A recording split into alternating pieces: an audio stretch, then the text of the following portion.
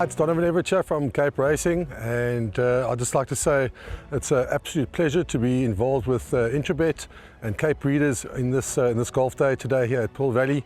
It's fantastic for the industry to see all the relevant stakeholders coming down and having a good time and networking, and it's exactly what the industry needs right now in terms of moving forward and recreating some positivity to take us forward into the next year.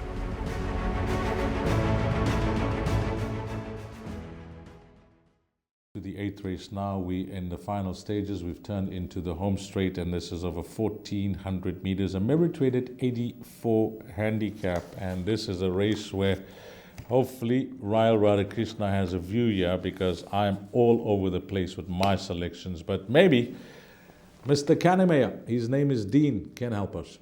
Coming to the 300-metre marker, the one to get a hold of. Ibuto goes towards the inside, looking to run on Beechamwood Boy, Mr. Master Starter, Nelson Bay. Ibuto's running a cracker along the inside. Here's Ibuto coming with long, lengthy strides. Rosh Kadesh is flashing out the pack, but Ibuto's won it. Rosh Kadesh second. Mr. Master Starter in a photo. Yes, since he's come back to Durban, he's been holding his form well. Both runs have been on the poly.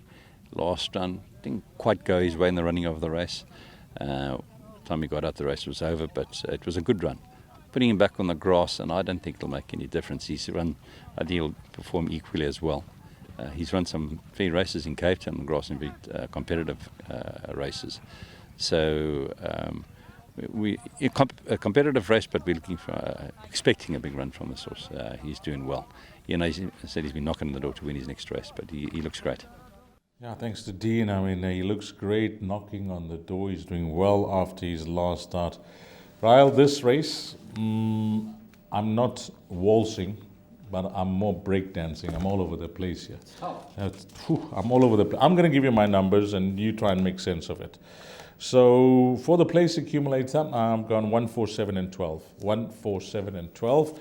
And then for the pick six, I've gone 1, 4, 7, 11, 12, and 13. Those are going to be my numbers. You know, if I have to go through each runner and try and make a case for them, I can do so. But you have to narrow things down here. So 1, 4, 7, 11, 12, and 13. 6 horses for me in the pick six. Sure, this is very tough, Tease. It's one of those races. Is it looking like a field race for you? I think it's leaning that way, because you've mentioned horses, the 6 horses that you mentioned. I think they've all got. Have I missed out anything?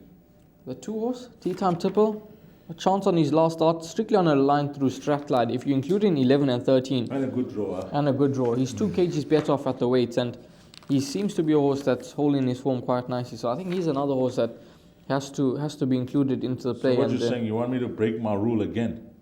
I think if you go in 7, you might as well just go the field here. Yeah, but if along with my selections, is that the only other horse you possibly consider, or would you look at somewhere else's? No, I think your selections have got it, and then I'll just include number 2, Tea Time Tipple. Now, in terms of the place accumulators, I would be willing to take my chances on number 7, Rosh Kadesh. On his last 2 starts, second to Common Grounds and second to Ibuto, who was a surprise winner last time out. I think he is the right horse in the race, and his form of the distance is quite solid, 2 wins from 5 starts. So I think in terms of the place accumulators, I'll take my chances and bank him. But in terms of the pick 6, is he going to be good enough and reliable enough to bank in the pick 6? I'm not convinced, because I think there's other horses that could give him a run for his money. And this was beyond the boundary. He loves running fresh, and he loves the distance as well. It's just that awkward draw to deal with, but he's got to be some sort of chance in this contest. And just having a quick look at the fixed odds betting markets to see what price he is. Number 12 to 1, big price. He could be the result in race number 8. Yeah, I like your thinking with number 12, Beyond the Boundary, and I also like another horse in the race, Cabinet Shuffle. Louis Courson's owner, who's come right down, 108 to 86.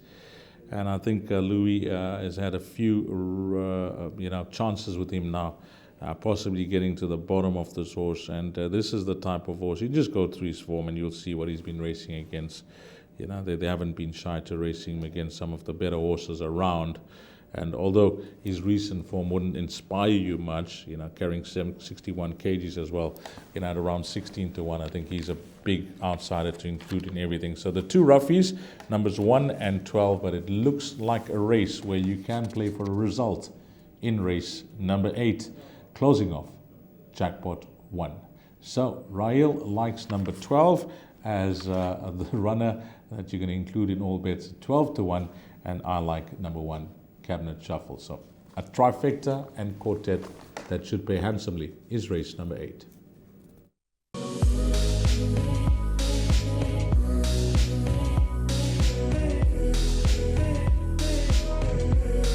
I bet with Interbet only. They're a fantastic site. I've never had any issues with them.